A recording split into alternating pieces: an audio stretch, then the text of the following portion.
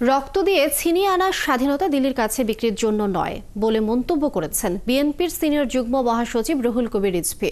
ভারতীয় আগ্রাসনের প্রতিবাদে আগরতলা অভিমুখে বিএনপির 3 অঙ্গ সংগঠনে লং মার্চের শুরুতেই সকালে এই কথা বলেন তিনি। রিজভীর দাবি, ভারত গণতান্ত্রিক দেশ হলেও বাংলাদেশে গণতন্ত্র দেখতে চায় না। জাতীয়তাবাদী যুবদল, ছাত্রদল ও স্বেচ্ছাসেবক দলের উদ্যোগে শুরু হওয়া এই লং মার্চ ঢাকা থেকে ব্রাহ্মণবাড়িয়ার আখাউড়া সীমান্তে গিয়ে শেষ হবে। এর আগে সকাল থেকে নয়াপল্টন কার্যালয়ের সামনে জড়ো হন নেতাকর্মীরা।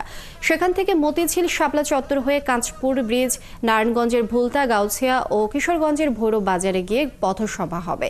সবশেষ ব্রাহ্মণবাড়িয়া স্থল বন্দরের আখাউড়া সীমান্তে গিয়ে সমাপনী সমাবেশ হবে। আজকের কর্মসূচিতে 5 আগস্টের পর ভারতীয় গণমাধ্যমে অপপ্রচার চালানো, সীমান্তে হত্যা, পানির ন্যায্য হিস্যা না পাওয়া এবং ভারতে অবস্থানরত ফ্যাসিবাদী শেখ হাসিনাকে আশ্রয় দেওয়া সহ আগ্রাসন বিরোধী প্রতিবাদ জানানো হবে।